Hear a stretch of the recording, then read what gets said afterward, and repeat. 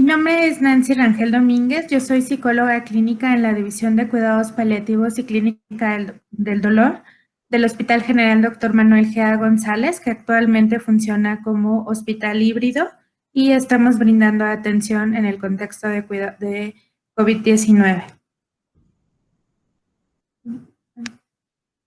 El objetivo de esta segunda parte es compartir los últimos 3 pasos que tendremos que seguir en la comunicación de malas noticias y complementar de esta manera lo que ya ha sido expuesto hasta el momento. Una vez que hemos identificado qué es lo que el paciente o su familia sabe y entiende y cuál es la necesidad de información que ellos están presentando, tendríamos que compartir la información. Justo en este paso es importante y vamos a reflejar qué tan atentos estuvimos a lo que nos decían, qué tan atentos estábamos al lenguaje que utilizaban. Aquí es importante que retomemos las mismas palabras que el paciente o su familia utilizan y que podamos corregirlos. ¿A qué me refiero con esto? Como ya la maestra Andrea lo señalaba, ellos no están obligados a conocer nuestros términos médicos, entonces van a utilizar frases o van a utilizar partes de frases que han escuchado y que pudieran estar mal empleadas o mal acomodadas, pero entonces en este punto es el momento en el que vamos a identificar qué tanto entendimos nosotros de lo que ellos nos han compartido hasta el momento. Entonces es importante que utilicemos las mismas palabras que ellos utilizan y esto también nos va a permitir dar una sensación de que estamos siendo empáticos, de que estamos escuchando de una manera tan clara y tan activa que somos capaces de ponernos en la misma sintonía, como si estuviéramos en 2 canales y a la hora de utilizar las palabras que ellos nos han mencionado, es como si nos conectáramos en el mismo canal. Ahorita, más adelante, les voy a dar un par de ejemplos. El siguiente paso en la comunicación de las malas noticias va a ser compartir la información o compartir el conocimiento con el paciente o con la familia, como en el caso que hemos seguido como ejemplo. Aquí va a ser muy importante que utilicemos las mismas palabras que el paciente o la familia hayan utilizado en el momento en que ellos nos han compartido qué saben, qué entienden y qué quieren saber acerca de la situación ante la que nos encontramos. También es un buen momento para corregir estas palabras si es que están mal empleadas por parte del paciente o de su familia. Como la maestra Andrea lo mencionaba, ellos no están obligados a conocer las palabras o la terminología médica, pero nosotros sí estamos obligados a modificar esta información y a educarles en el uso de las palabras que van a ser de uso cotidiano. Entonces es importante que utilicemos estas palabras, como ya les mencionaba, porque además va a dar la idea de que estamos siendo muy atentos en la escucha, de que estamos siendo capaces de ponernos en el mismo nivel de información que ellos tienen y que nos mostramos dispuestos a hacer una modificación o que nos encontramos dispuestos a dar más allá de la información que nos están solicitando. Es importante que seamos claros y empáticos. Aquí, un punto importante va a ser que no utilicemos frases o palabras que se dejen a la libre interpretación. Por ejemplo, en el caso que nos estaba compartiendo la maestra Andrea, nos decía, está grave pero estable. Eso deja mucho espacio a la interpretación, ¿no? Porque por un lado yo puedo entender que la gravedad es una situación complicada, difícil, pero si tú me dices que está estable, entonces, mira, dentro de la situación de gravedad, pues no hay nada nuevo, ahí está estacionado, pero también pudiera interpretarse como que la situación está mejorando, ¿no? Al hablar de estabilidad. Entonces tenemos que ser muy claros, evitar utilizar frases como él se está yendo o él se está complicando si no acompañamos esas frases de datos claros y concisos. También es importante que seamos empáticos en el momento de compartir la información, pero que esta empatía se muestre genuina, que es natural, que nos sale casi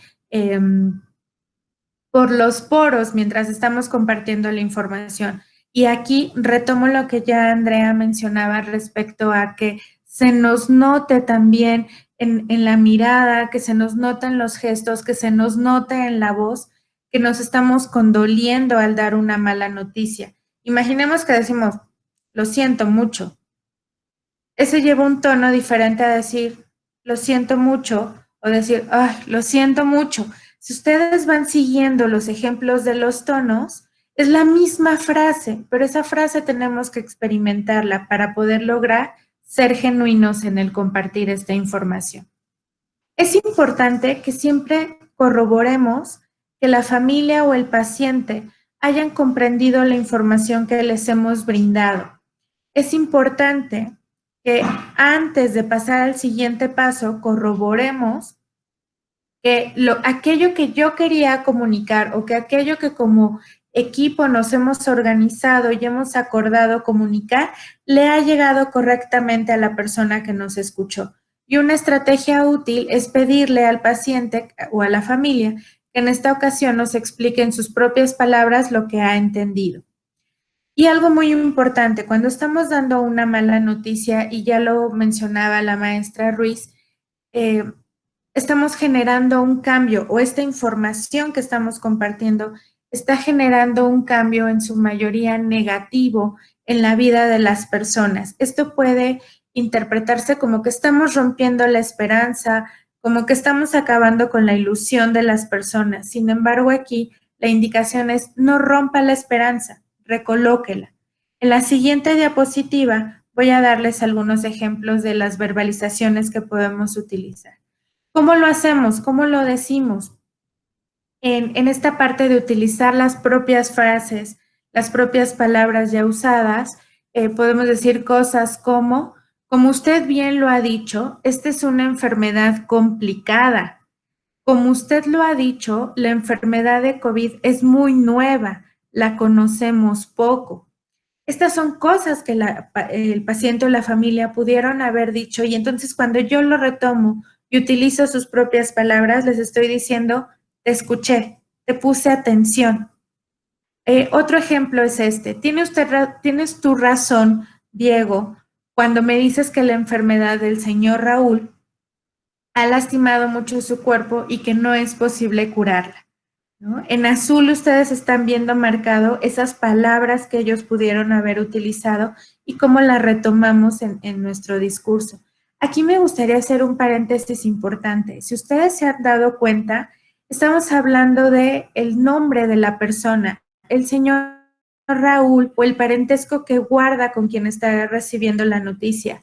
Tu papá, tu esposo, su abuelo. Siempre es importante que hagamos énfasis en la relación de parentesco o en el nombre de la persona de la que estamos hablando, porque para quien nos escucha, él o ella son una persona importante y valiosa.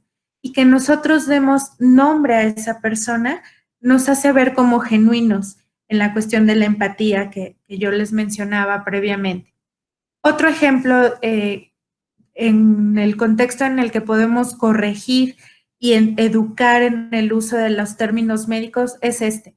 Cuando tú me dices que la enfermedad no permite que Raúl respire correctamente y que su oxígeno está muy bajo, nosotros le llamamos disnea. Y entonces, de esta manera, cada vez que se enfrente a una comunicación o cada vez que se enfrente a un equipo de salud y que el otro equipo no tenga tal vez el tiempo o la disposición para explicar el término disnea, él ya está educado, ya sabe que cada vez que utiliza este término es que se refiere a lo que él entiende como el oxígeno muy bajo, la falta de oxigenación, la falta de respiración. Este es un buen momento para hacer estos cambios. Y la estrategia que yo les comentaba acerca de asegurarnos de que han entendido correctamente la información y que por lo tanto hemos cumplido con nuestro objetivo, lo podemos utilizar con frases tan sencillas como esta. Por favor, explícame ahora en tus propias palabras lo que acabamos de decirte. Otra técnica puede ser, ahora que tú salgas de aquí y que tengas que comunicarte con tu familia, con tu mamá o con tu hermana, Diego, dime, ¿qué les vas a decir? ¿Qué les vas a informar? Y de esta manera nos cercioramos que el objetivo haya sido cumplido.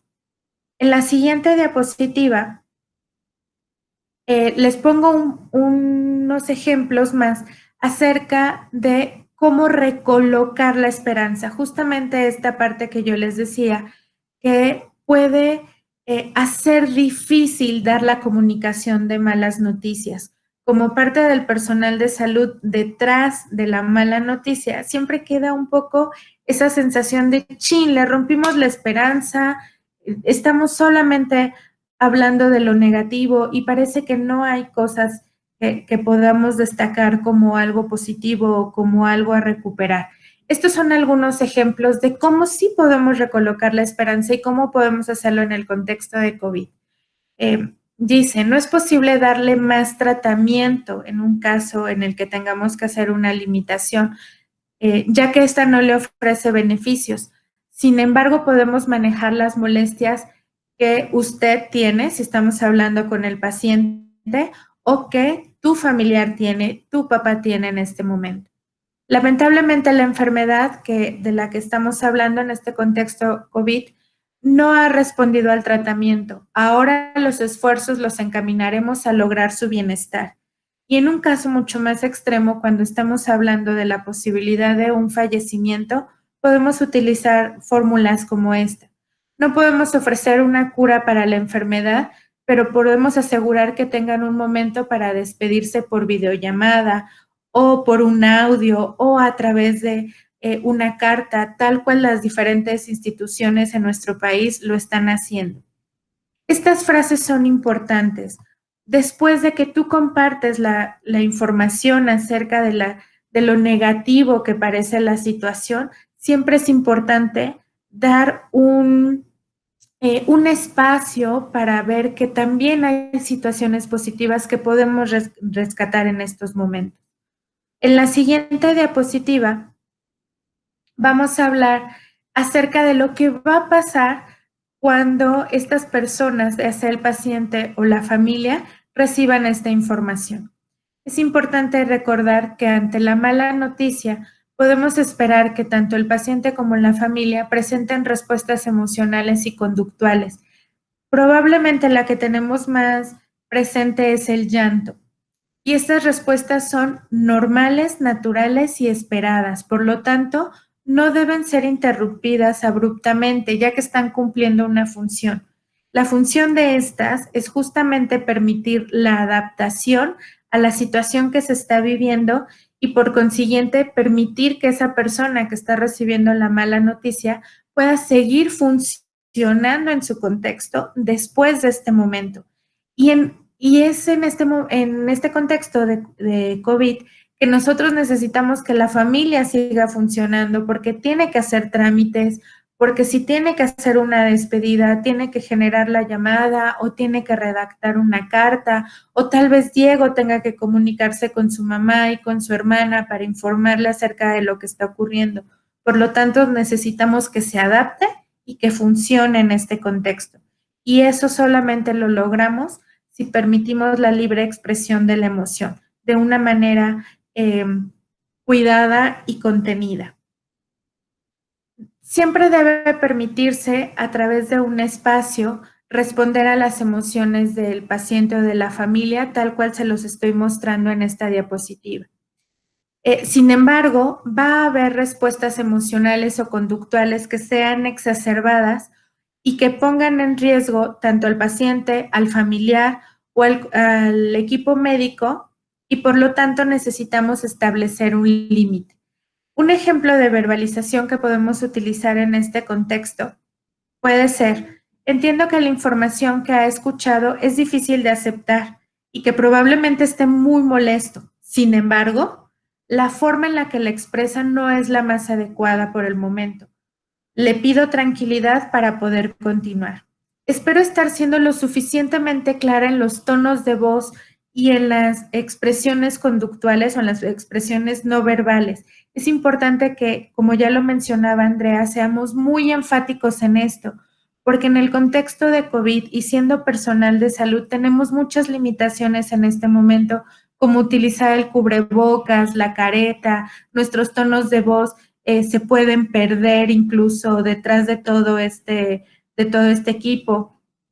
Si estamos en una comunicación de malas noticias de forma presencial, pues debemos de tener por lo menos 1.5 a 2 metros de distancia entre la persona que nos está escuchando y nosotros. Entonces, el tono de voz es importante. Y en los tonos de voz deben de ir las pautas.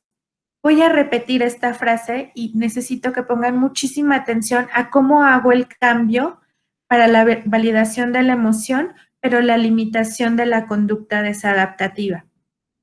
Entiendo que la información que he escuchado es muy difícil de aceptar y que probablemente se siente muy molesto. Sin embargo, la forma en la que la expresa no es adecuada en este momento. Le pido tranquilidad para poder continuar.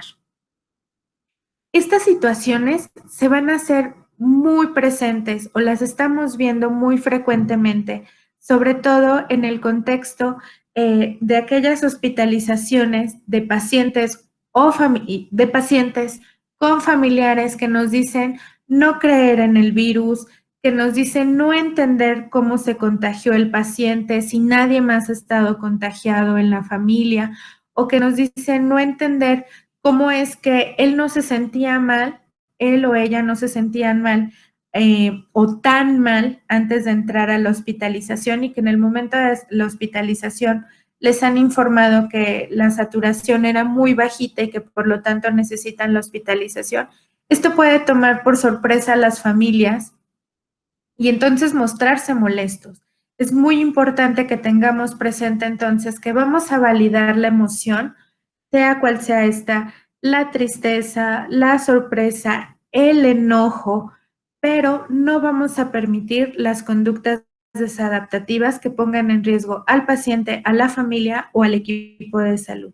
Eso es en el contexto de una comunicación cara a cara, en la situación en la que podamos tener físicamente cerca a esa persona. Pero si estamos hablando de la comunicación de malas noticias a través de una videollamada, por ejemplo, esto todavía va a ser mucho más importante porque esa persona está lejos de nosotros.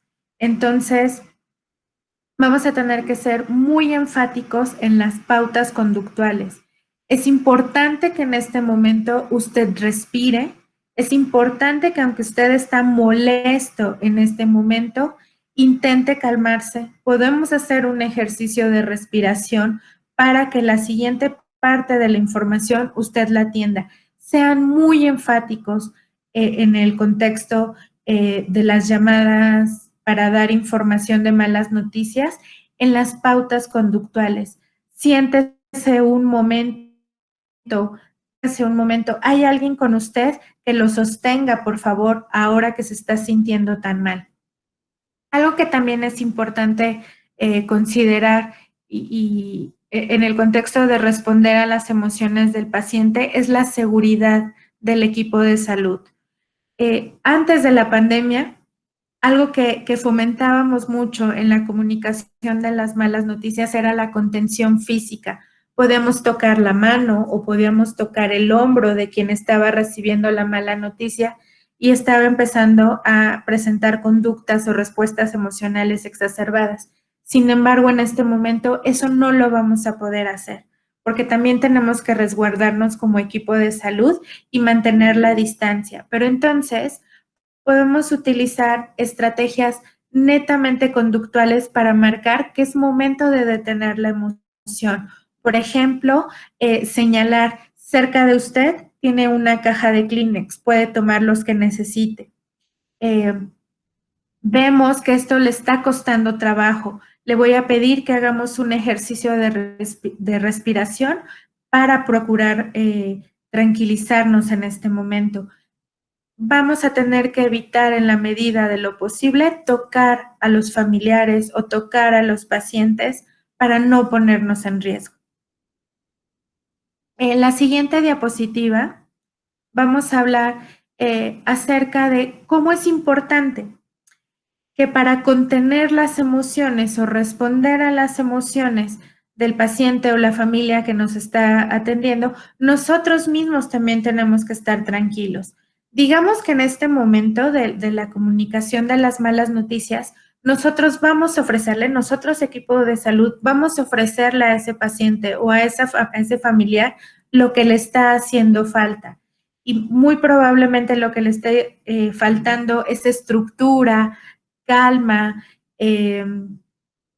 contención, incluso podría ser contención física, que ya dejamos claro ese punto. Y entonces, aquello que le está haciendo falta tiene que darlo el equipo de salud a través de su actitud. En este sentido, es importante que nos mantengamos tranquilos, en todo momento respetuosos y en todo momento aceptando a ese paciente o a esa familia, pero firmes si es necesario limitar una expresión maladaptativa de las emociones. En la siguiente diapositiva vamos a hablar acerca del último de los pasos que tenemos que dar en la comunicación de malas noticias. Siempre es importante que el paciente o la familia se vayan con un plan de acción.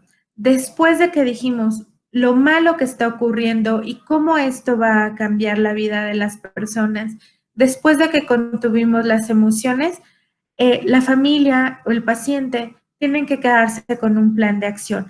En el contexto de la viñeta que estamos utilizando como ejemplo, podemos pedirle a Diego que haga un plan en el que él se comunique con su hermana que están en casa porque también tienen que resguardarse y que entonces ¿qué es lo que va a comunicarle? Y entonces dentro de nuestro plan puede ser que escriba en una libreta todo aquello importante que van a necesitar saber. Pero si estamos hablando en el contexto de una limitación del tratamiento o una limitación del manejo de los tratamientos, en el caso del señor Raúl, siempre es importante que establezcamos, bueno, ahora que hemos hablado contigo, Diego, y que tú nos has entendido claramente lo que está pasando y que te encuentras más tranquilo, es importante que dejemos una nota en el expediente, es importante que firmemos un consentimiento informado o que firmemos una directriz acerca de lo que hemos acordado en este momento. El siguiente paso es entonces que tú firmes este documento. Y después de esto, vamos a acordar un seguimiento contigo. Si estamos haciendo una comunicación de malas noticias vía videollamada, es importante que quede acordado en cuánto tiempo le vamos a llamar y para qué va a ser la siguiente llamada. Entonces podemos utilizar frases como Diego, la próxima vez que nos escuchemos será para que nos digas que has acordado con tu mamá y con tu hermana. La próxima vez que nos escuchemos, Diego, será para que tú tengas esa llamada de despedida con tu papá. La próxima vez que nos escuchemos o la próxima vez que nos veamos, Diego, será para que te entreguemos las recetas del medicamento o será para que te hablemos acerca de los resultados de los estudios que tenemos que hacerle. Siempre es importante que antes de terminar la sesión, nuestro paciente o nuestro familiar que ha recibido una comunicación de malas noticias sepa que sigue. Esto nos va a permitir darles estructura y orden dentro de toda la desorganización que puede generar una mala noticia. Será importante que antes de terminar nuestra sesión de comunicación de malas noticias con este paciente o este familiar, tengamos un plan de acción con ellos y hagamos un contacto para la próxima vez que nos veamos, la próxima vez que nos escuchemos y podemos utilizar frases como las que les presento en esta diapositiva. el equipo se mantendrá contigo. Esto también da una sensación de contención, de apoyo, de que no solamente estamos lanzando la información, sino que además nos vamos a responsabilizar y vamos a poder acompañar de aquello que se está presentando, acompañando esta mala noticia. Podemos utilizar frases como tú y tu familia podrán recibir atención después de esta situación, si es que en las unidades en las que ustedes se encuentran hay esa posibilidad. Si no es así, si ustedes no tienen esa posibilidad de brindar apoyo o atención psicológica a los casos de COVID, siempre es importante que tengan un directorio de a dónde pudieran referirlos. Siempre es importante también que dejemos abierto el canal de la comunicación.